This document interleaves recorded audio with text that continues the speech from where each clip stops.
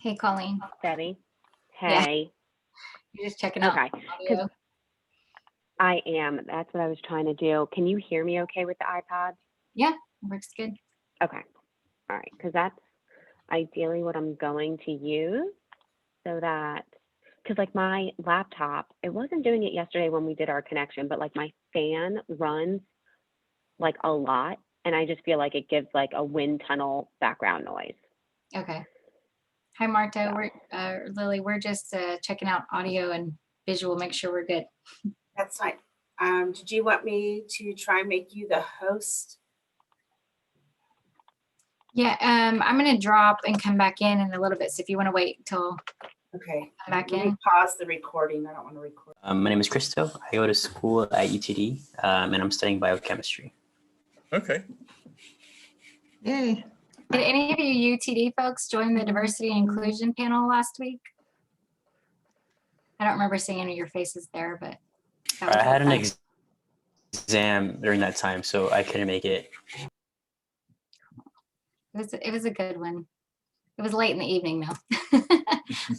My stomach was growling for dinner by the time we were done. Oh, I'm sorry. I must have confused it with something else. I remember there was something along those lines that my history teacher was kind of vouching for it. I think I confused it with that, so I'm sorry about that. No problem. Lots of spring events happening. It's fun.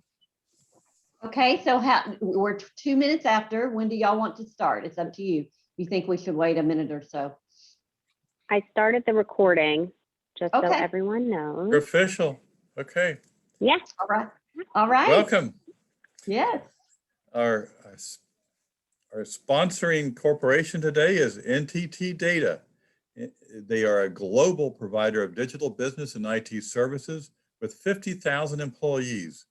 They partner with Hendrick in a number of ways, and Becky Hartgraves serves as their corporate social responsibility director and works with employees to provide volunteer services in the community, like here. Becky, would you like to start the session? Sure, guys. Thank you and welcome. Thank you for joining us today. We're very excited about our partnership with Hendrick. I've only been involved with our CSR program since last fall, but I'm enjoying it. And this is one of my brightest moments is when we get to do things with Hendrick and the students.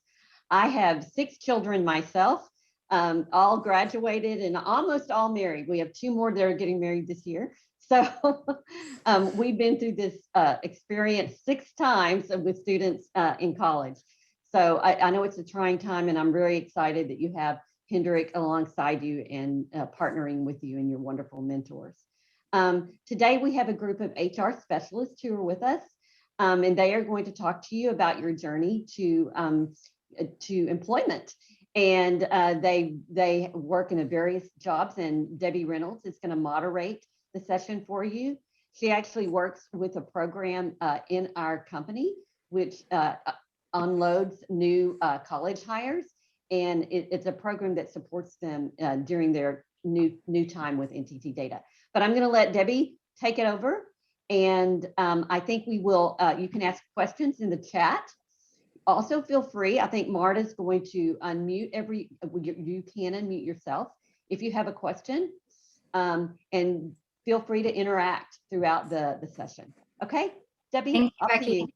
Yes, Debbie Reynolds. I've been with NTT Data just over 8 years now. So I've been with the company a while, but most recently I've been working with university students. It's very exciting. A lot of high energy, everybody, fresh, bright-eyed, bushy-tail, ready to get into the workforce. And you guys are a lot of fun, to be honest. I've been supporting experienced hires for quite some time, and it's just not the same. So really happy to be here. I've been in a recruiting role for the last 6 years and just recently moved into that first year experience role. So I'm managing college hires. When we go to UTD and UNT, all of these schools and hire new college grads, I'm their manager for the first year of their career. So walking you through recruitment, through training, through mentorships, making sure that you are being successful once you join the workforce.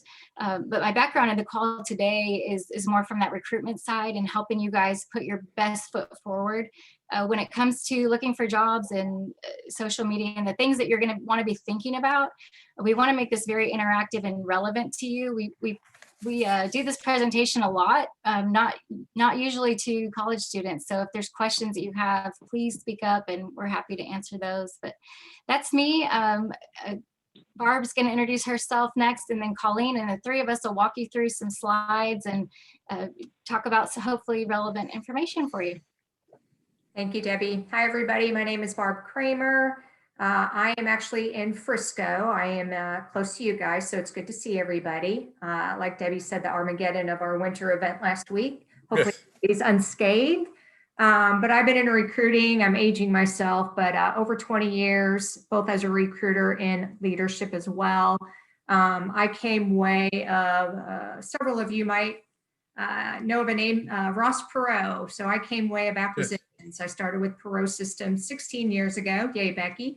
Perot Systems 16 years ago to Dell, now to NTT Data. I've supported several different industries, and I think Miguel, I think you were the one who said you were an electrical engineer. I used to hire several for Dell who architected our tablets and notebooks, so that was a super fun job. But yeah, it's great to talk to you guys and see your faces. I'm from Iowa. If anybody's from Iowa originally, yay. Other than that, off to Colleen.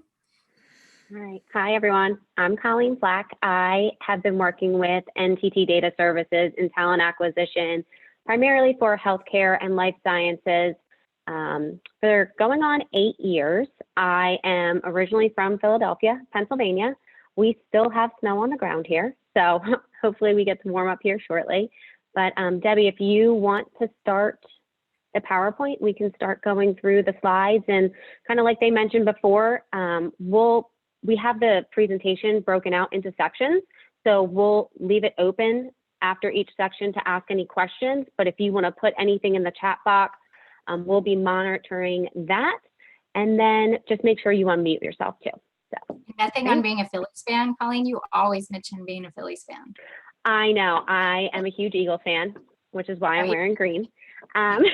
So for any of you that are football fans and Cowboy fans, we're pretty big rivalries. So yeah. All right. All right. So some of the agenda that we're going to talk about today goes over resumes, things that you want to put in there, what you don't want to put in there, different job boards that we use from a recruiting perspective, social media, and interviewing tips. And then we'll also have another Q&A section at the end. And so going on to some of the best practices for resume writing, things that you definitely want to make sure you do. When it comes to your resume, make sure your contact information is up to date. Make sure you have a voicemail box that is set up and something that you check frequently, especially if you are going to be out actively submitting your resume to positions, start interviewing for roles. At least put your location. I don't necessarily think you need to put your exact address, but at least a city and state. You'll want to also include a summary of skills or a professional summary. You'll see more of that in the next slide. When it comes to your work experience or internships, you want to make sure that you at least include the month and year that you've worked at those places, any type of completed education, or if you're currently enrolled in school, what your expected graduation date would be. If you're on social media, I always try to recommend using the professional networking sites like LinkedIn. Twitter can be used for social or personal and professional. So if you're using it professionally, then obviously include it. And then for resumes, we typically say between 2 to 4 pages at max. But for individuals that are just coming out of school that don't have a ton of professional work experience, we typically see it around 1 page. Some things that you will want to not include in your resume is no pictures, because when you go to apply to positions that you're interested in, whenever you use like a Microsoft Word resume template or you include a picture, when it gets uploaded into the applicant tracking system, it doesn't always format correctly. So we try to keep images and templates out And then you also do not need to list any family personal details. You don't need to say if you're single or married, if you have children, or if you're on like a work visa. You don't need to include any of that. But those are a lot of things that we do see on resumes that when we do talk to candidates, we recommend them taking it down. And then on the next slide is a copy. It's a template of a mock resume that we all really liked when we were going through this presentation. So up at the top, you can see the name, Mickey Mouse, nice bold center, address, email address, phone number, and then again, a LinkedIn URL. You'll want to make sure again that you check these frequently and that the information is accurate. When it comes to education, you can see that Mickey then went and put Tennessee State University. They're expecting graduation come May 2021. Any type of honors and awards, any scholarships, definitely list that on your resume. When it comes to relevant coursework, any subjects that you are currently taking or have taken that are relevant to the jobs that you are applying to, I would add that in there. And then the next section goes over the professional experience. So you can see in bold, the individual worked at Universal Protection in Nashville, Tennessee. You can see very clearly that their job title is a front desk security guard with the month and year of employment. Then you'll want to go in and add a couple of bullet points.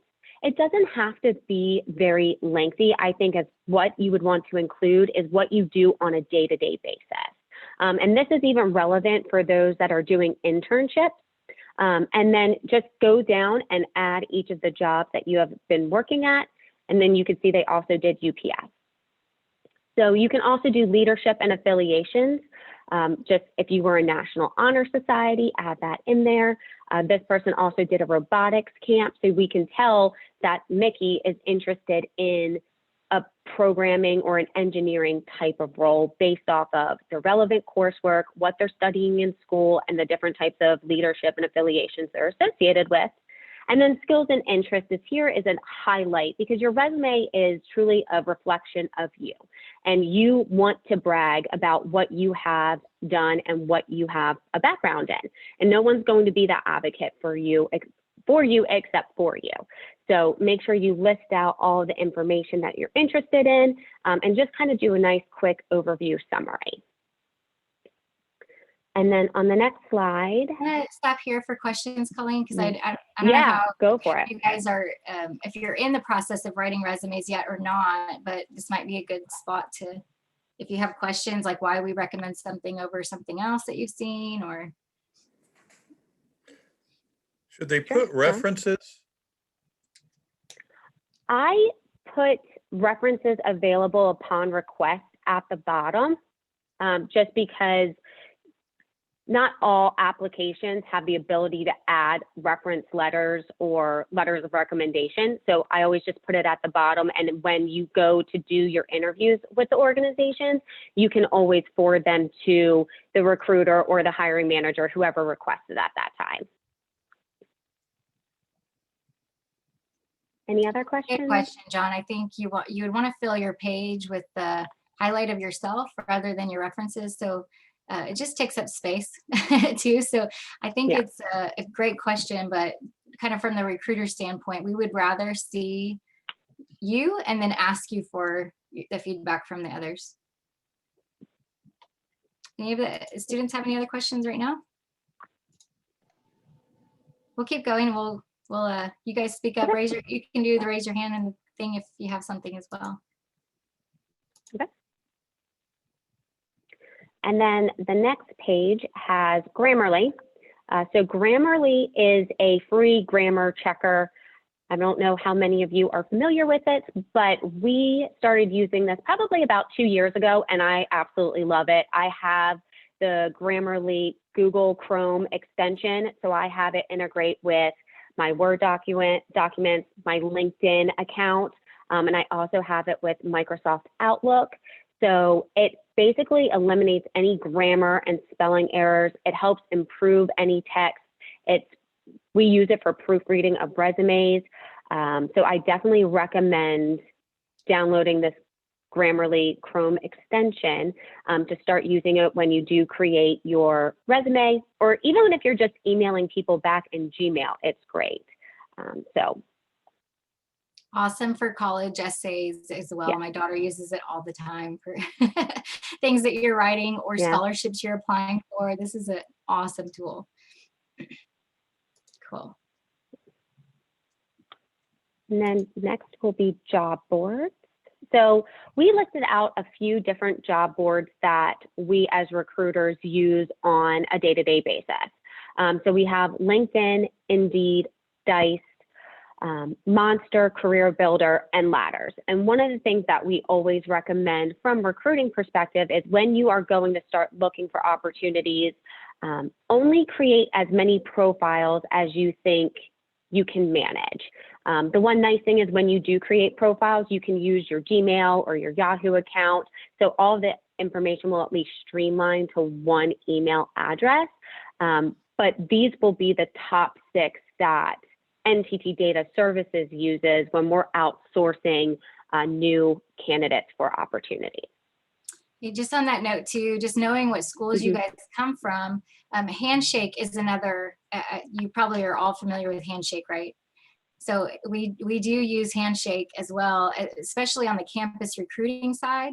Update your profile. There's some little nuances in Handshake that if you, recruiters can go and search by your major, they can search by your GPA. So make sure that you keep up with that profile as well, especially while you're in school. And I know you can use the Handshake up to 2 years after you graduate. So even alumni can go in and use those profiles. So that's my 2 cents on Handshake. I do want to talk about LinkedIn here for a second. I would recommend, I think the reason we want to talk about LinkedIn is recruiters use this a lot. So besides Handshake on the campus side, beyond campus, but including campus, when you're coming out of the university and then for the rest of your career, you're going to want to maintain your LinkedIn profile for several reasons, right?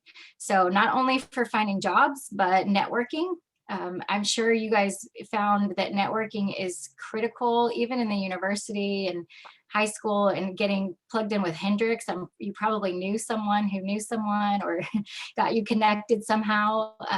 So that's why we want to talk about LinkedIn a little bit today. So it helps to know how to brand yourself. And that's what we want to focus on, is putting your best foot forward. We're going to talk through a few things that you want to just be on top of to make yourself stand out amongst your peers, but also just create what you want to present to the world and the workforce.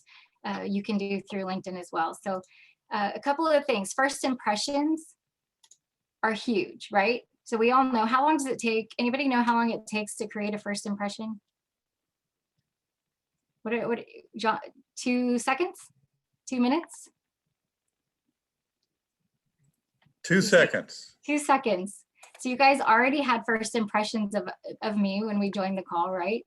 I had them of you as well.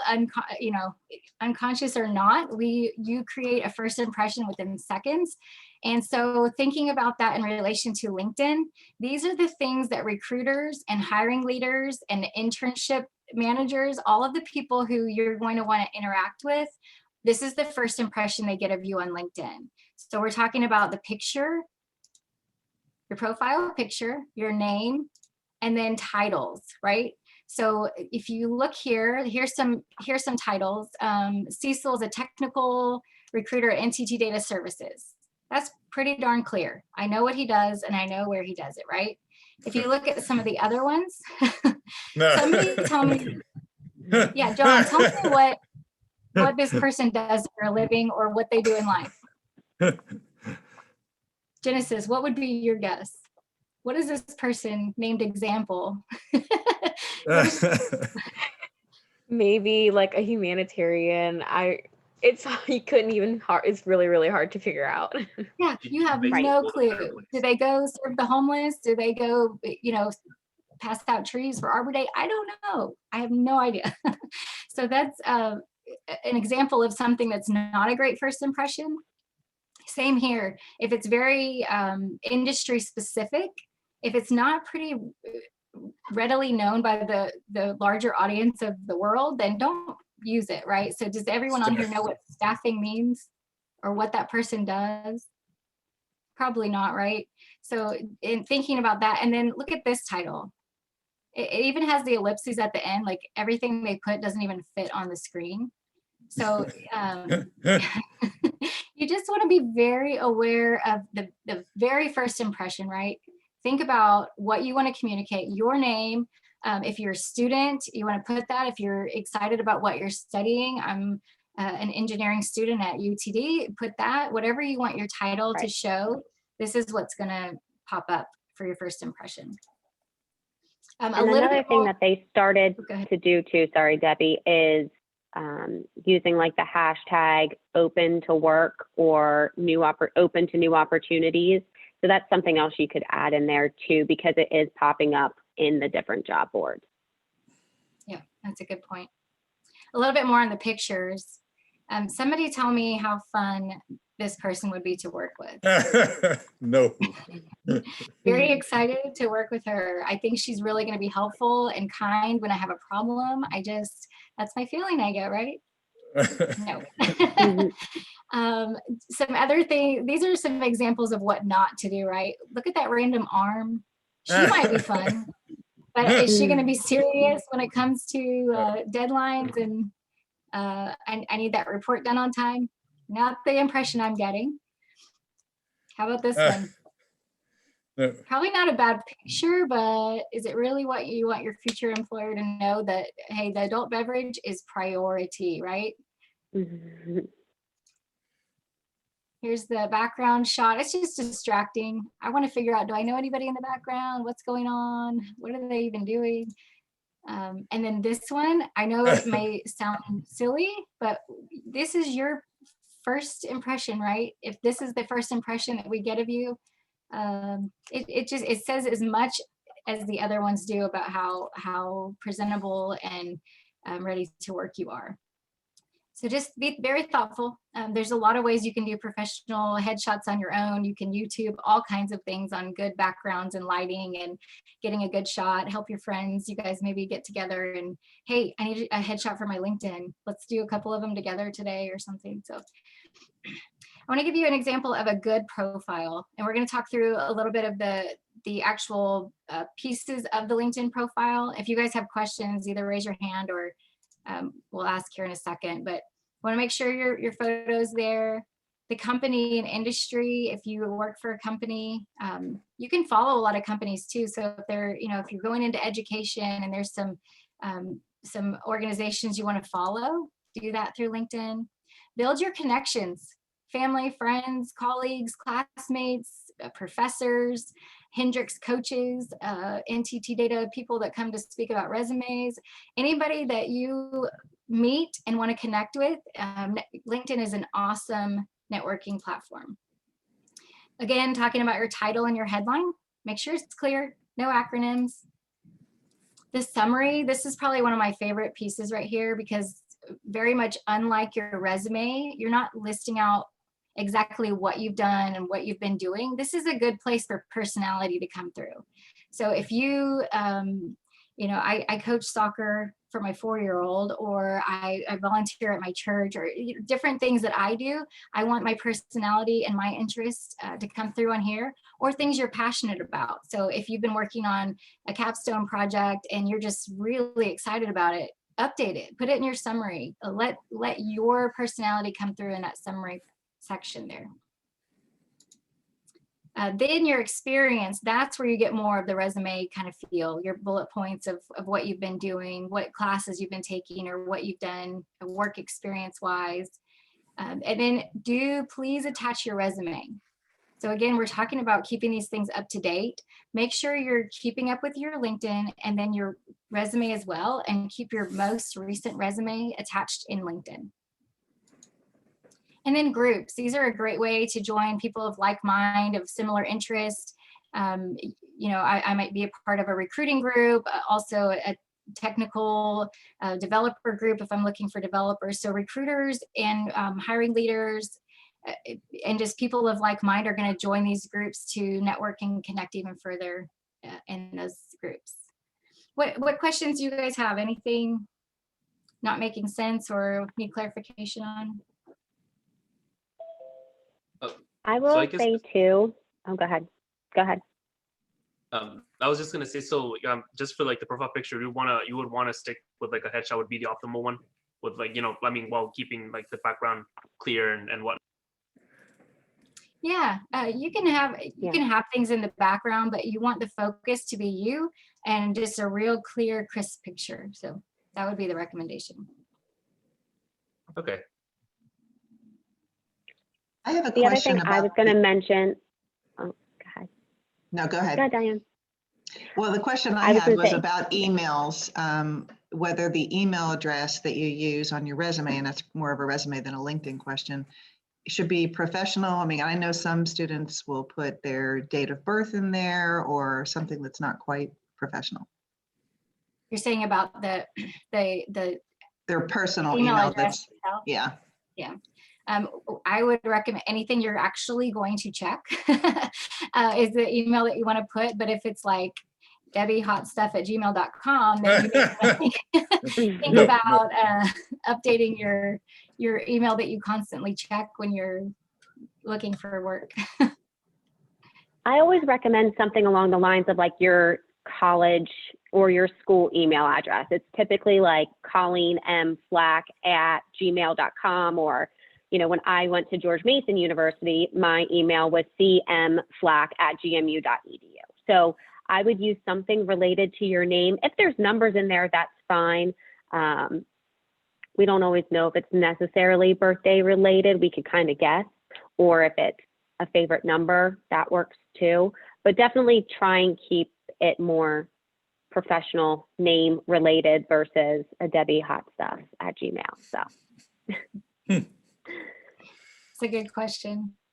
What else? Anything? The other thing I was going to mention for LinkedIn, just while we're on the topic of it, I have gone to a lot of job fairs at different universities. And one really nice way is if you have the LinkedIn app on your phone, you can easily, I actually just pulled it up, but you can easily go to where it says search and then tap it. And it actually shows your QR code.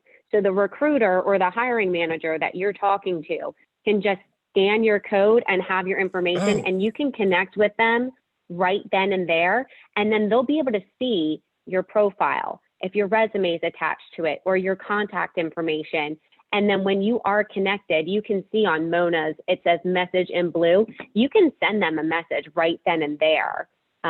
If, there are times where I've run out of business cards when I've gone to job fairs. So that happens, and this is one way to make sure you get in front of that person right then and right there. That's a great point, Colleen.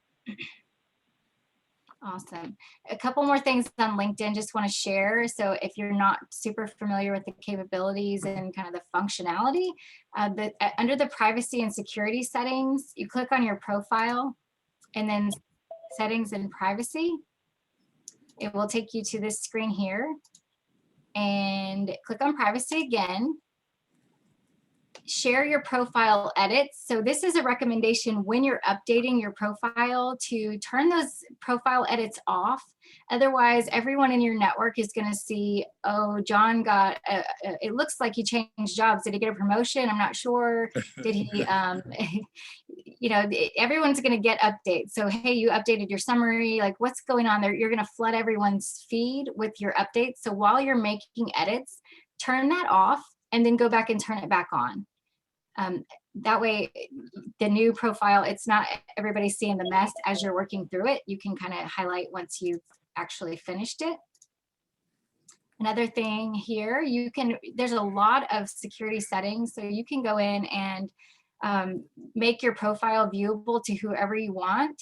We recommend public because, as you know, not everyone uses LinkedIn, but if a recruiter or a hiring leader is looking at Google or another search engine, you will be viewable to them through those search engines if you select public. So there's benefits if you're looking to really network and put yourself out there. We recommend public. Of course, you can change your security settings anytime you want to anything you want.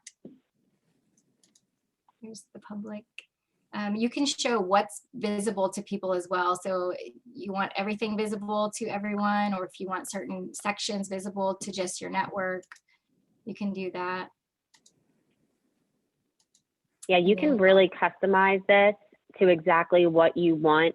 And I know Barb was going to go over it in the next section, but a lot of recruiting has turned to some AI sourcing. So if your information is public, AI is really hot right now, that if you have like LinkedIn like this, it will show that your LinkedIn profile, and they can click on that and go right to you. So that's another reason we do public, especially while you're actively looking for employment.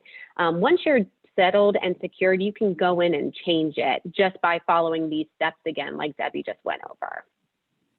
Yeah, good point. And so the next part is what we want to show you is a really beneficial way to show people that you are actively looking for a job.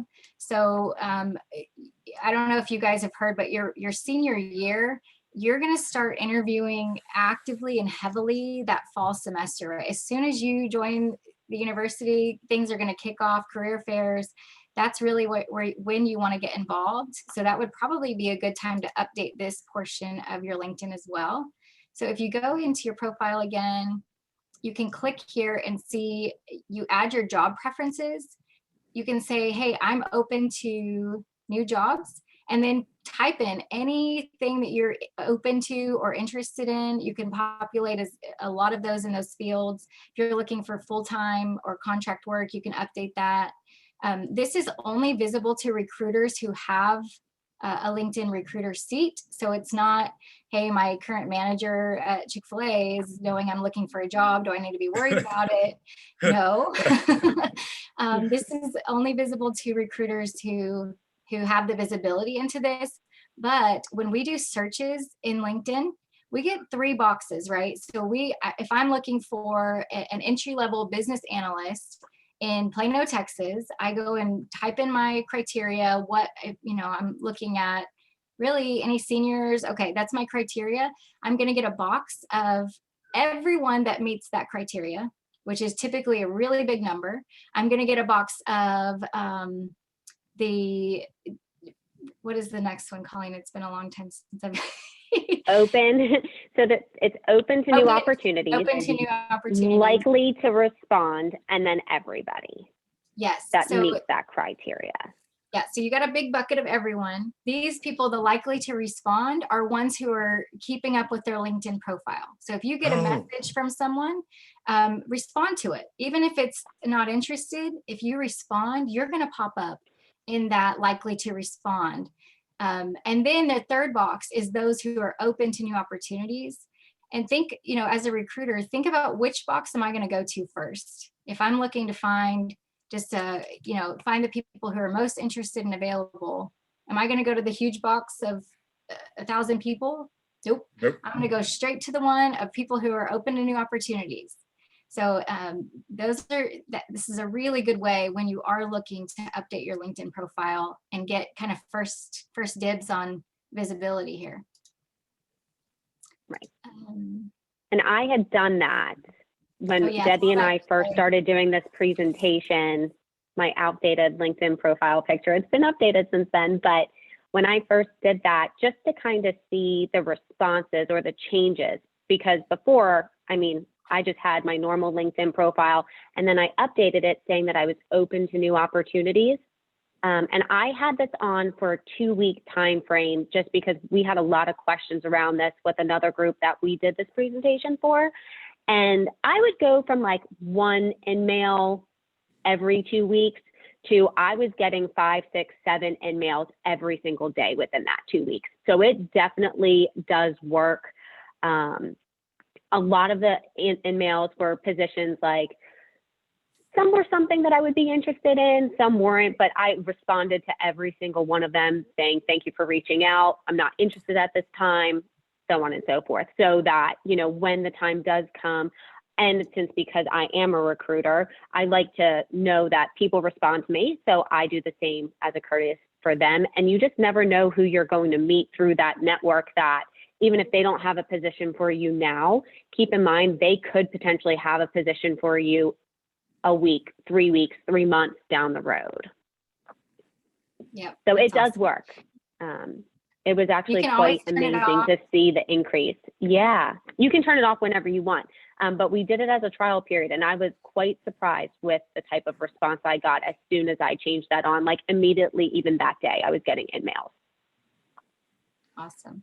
This is just some immediate actions for LinkedIn, right? So when you get this presentation, go to this slide, go through kind of as a checklist. Here's things that you immediately, even today or this weekend, go and spend time updating. Just the things that we talked about, your picture, your profile, your experience, add your resume. We typically talk about the resume in LinkedIn.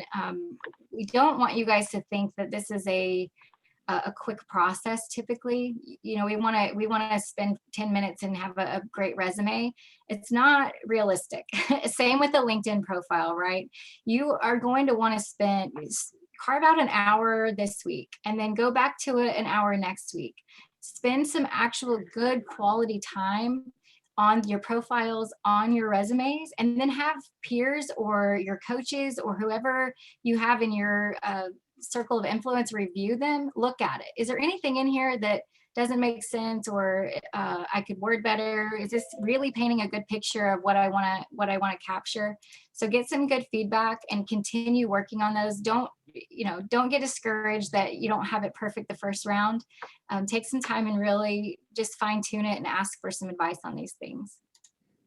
And then ongoing actions, you want to set calendar reminders. Maybe once every 2 weeks, you want to go add some new friends on LinkedIn, or you want to go update your profile. You want to definitely make sure whenever you change jobs and things like that, you go and update, but set on your reminder, hey, I need to go and just make sure everything's relevant every 6 months even. Update your picture. We've got friends on here that I've seen pictures from when they were in their 20s, and they're definitely not in their 20s anymore. So just a reminder for ongoing actions to keep up with your profiles. Anything on that? John's got something? Yeah. Yeah, notice you said groups. So if you're in college and you want to be an engineer in your career, you should be joining some sort of engineering group at college. Yeah. And they're really specific too. Like you could do computer engineering, mechanical engineering, electrical engineering. You can put it down to the state of Texas, or to, if you're open to like relocating, you can follow it in that state. Because under each group too, recruiters or even hiring managers post job opportunities that they have available at that time. So definitely make the groups as relevant to you and specific to the areas of business that you're interested in. Yeah, and it's a great way to keep up with the industry. There's so many good blogs and videos and all just fun stuff to look at in those groups. So it's just beneficial for you developing yourself as well. Yeah, and NTT Data does a great job of keeping up with our LinkedIn page, with different things going on throughout the organization. So if you guys don't even know where to start when it comes to adding connections, I always say family, friends, classmates. I mean, you have my name, Debbie's name, Barb's name, anyone on this panel today, send us all connections and we will accept.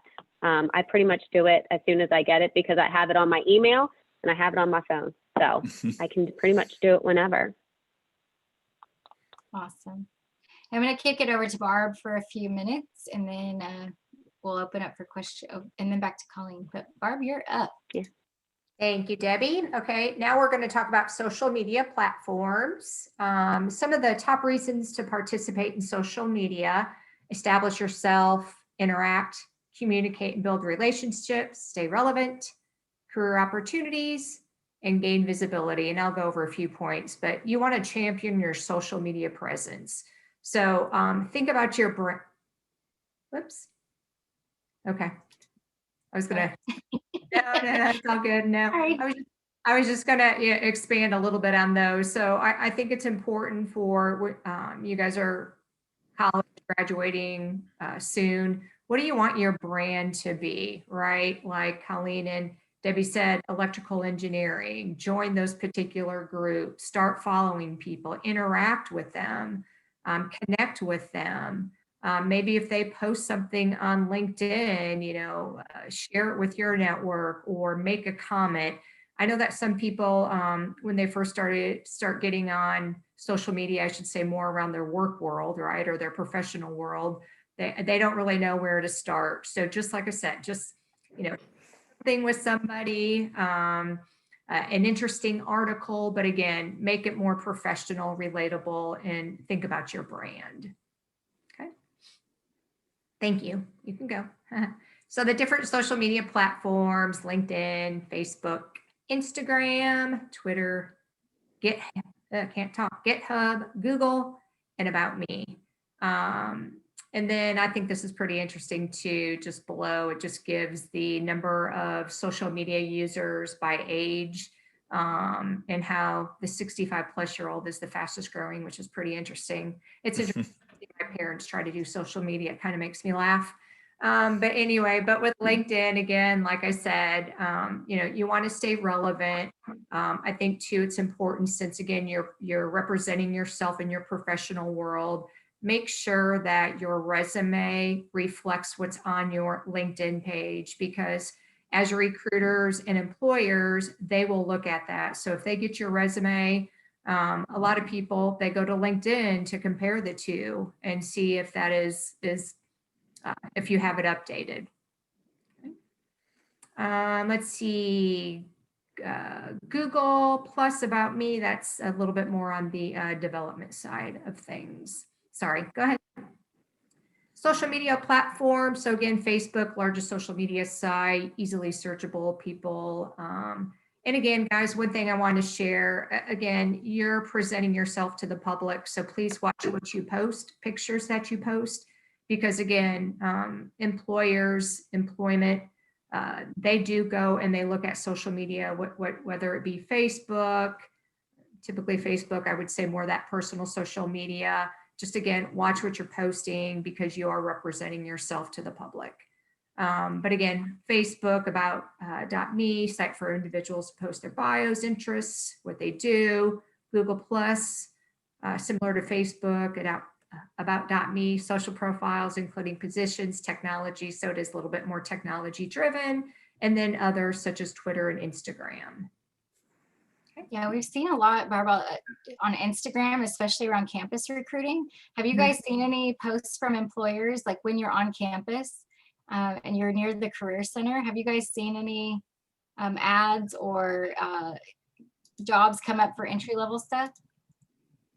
I don't know if anybody's seen any of that. We just recently did a geofence. It's pretty cool how technology works, right? We did a geofencing around specific schools and their career center or a building that you might go to. So when you enter that building, NTT data will actually pop up on your phone or on your Instagram. It's amazing how that works. And you can interact and actually do like a one-click apply or send it, give me more information. So it's amazing how social media has really changed the game in looking for employment and recruiting. Are there any other social media a ton more that I'm sure you guys all use? Yeah. I know. What other social media platforms do you guys use? Yeah, TikTok. Not on that one. Haven't figured it out yet. Yeah, I know, like TikTok, Snapchat, even Instagram typically are more like personal rather than career-wise, but people do go out and look at things. So make sure that at least your stuff that's viewable to the public is appropriate.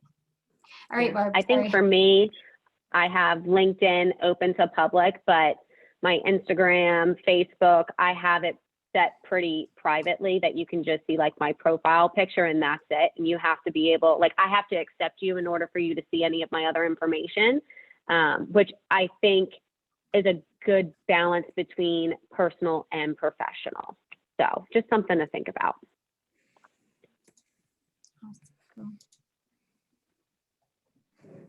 And I know we talked a little bit about some of these, but social media do's and don'ts. Do use your peers as resources, help each other promote content to a broader audience. Like I think it was either, sorry, Debbie or Colleen said, right, when you guys are starting to develop your LinkedIn page, utilize, hey, Mary, can you please take a look at my page? Would you tweak it? What are your thoughts? Get a second set of eyes on it. On your, also to add your Twitter link to your LinkedIn profile, vice versa. Follow industry experts and company leaders. And again, I think this is, if there's particular companies that you have a lot of interest in, follow them. Follow recruiters, engage just so that they start to get to know you. Again, like I said, follow target companies. Retweet, share valuable posts. As I mentioned, this really helps to build your visibility and your brand. Be responsible, be nice, and have fun. You don't always have to be super stiff about it, right? I know that we want to have fun, but again, limit to certain items, I guess, that you would post. It's always fun to put a fun post out there as well. Don't post any picture that would represent yourself in a negative light. Agreed. Don't engage in political commentary or polarizing topics. Yeah, this is pretty detrimental in my opinion. Don't disclose confidential information. Like Debbie, again, I think, or Colleen mentioned, even on your LinkedIn profile, your date of birth, status, etc. Don't create an account unless you maintain it. Maintain it weekly, maybe put a reminder, or every other week, put a reminder on your calendar to go out there and take a look. And again, I schedule mine. I got to be honest with you. We have a really great app. It's called Everyone Social. And I got to be honest, I don't know if it's, if there might be one out there, just non-company wise, but it's called Everyone Social. I can go in there and I can take a look and see the different topics and go, okay, you know what, this is interesting. This is about recruiting, or this is about NTT. And then I can schedule it out, and then it goes out on my LinkedIn. So it's called Everyone Social. Again, I probably should have looked at a little bit further before our call, but you guys might want to look into that. Let's see, don't post only works for specific tweets, shares. Again, you want to personalize yourself. What interests you? Me, I love to work out. I love to be outside. So those are some topics as well. Gardening or landscaping. Those might be a few things that I'd like to share with individuals as well. So again, people want to see the real authentic you behind the account and behind your not just your picture and your account, but people want to see the authentic you. Okay. And we do have a question real quick from Abigail. How do they find out your Instagram or other social media if you do not provide it? I don't know if anyone wants to take it or if you want me to take it. Go for it. I'm sure Google somehow. I was going to say, I mean, Google can be the best thing and the worst thing ever. And I mentioned earlier, we're using these AI sourcing tools now that if anything is associated with your name and your email address, it pulls it. So I know for me, a lot of my login information for like Facebook, Instagram, Snapchat is all my email address. So if I went to pull my profile from this AI sourcing tool or Google, you would be able to see the different accounts that I have. Does that answer your question, Abigail?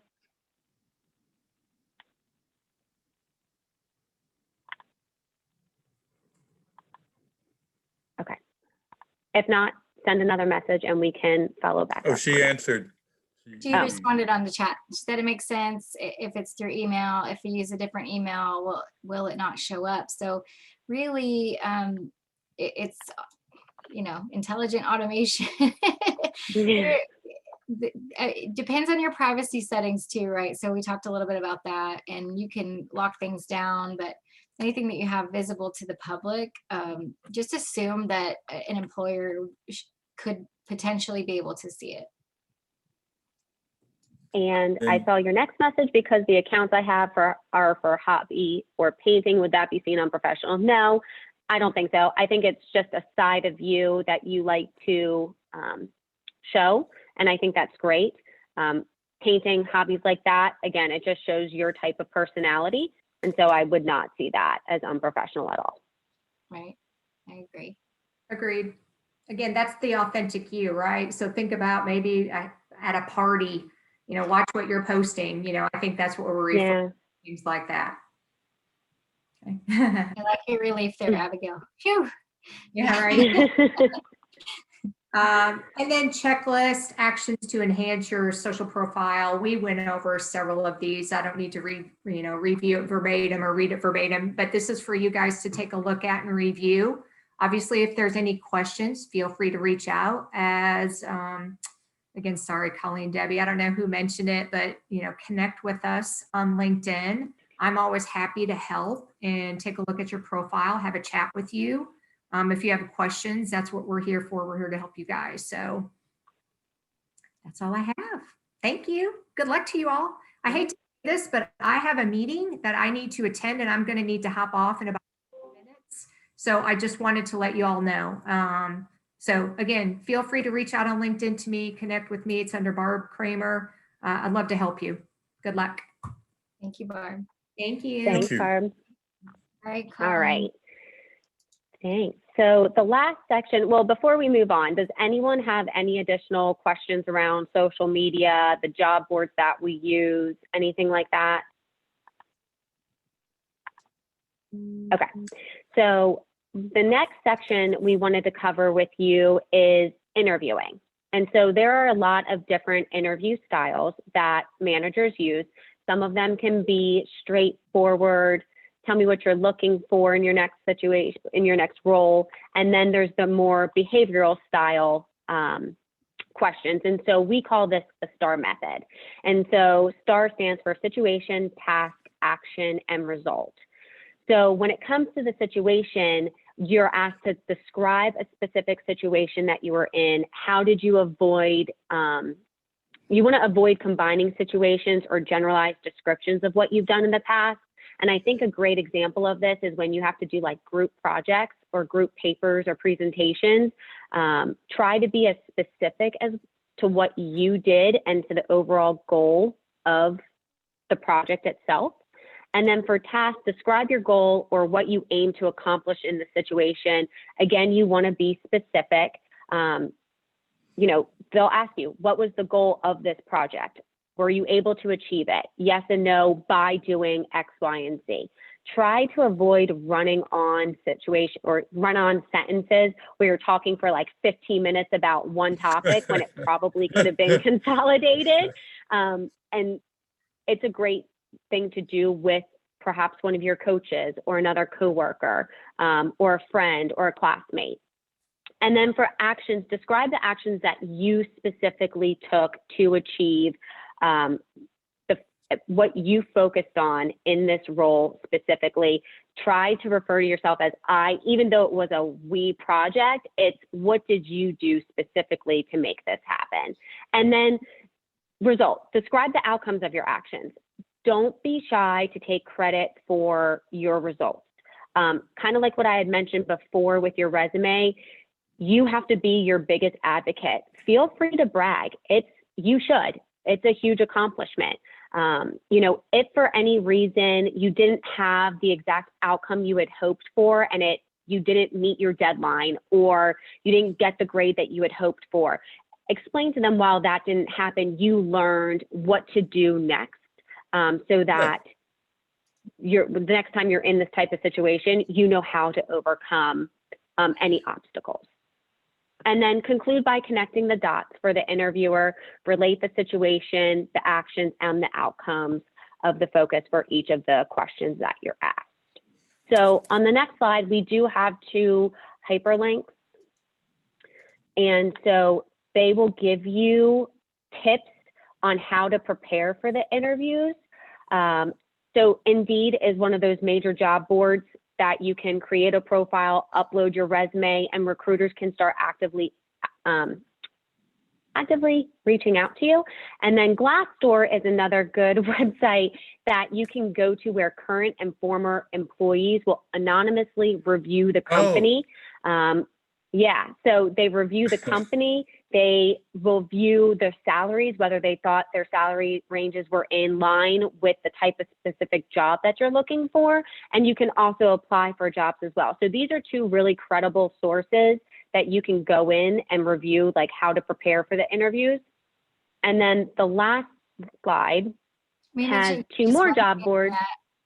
Colleen, YouTube is also a great resource for behavioral interview tips and tricks. So go watch some videos and then video yourself. YouTube has some great videos out there.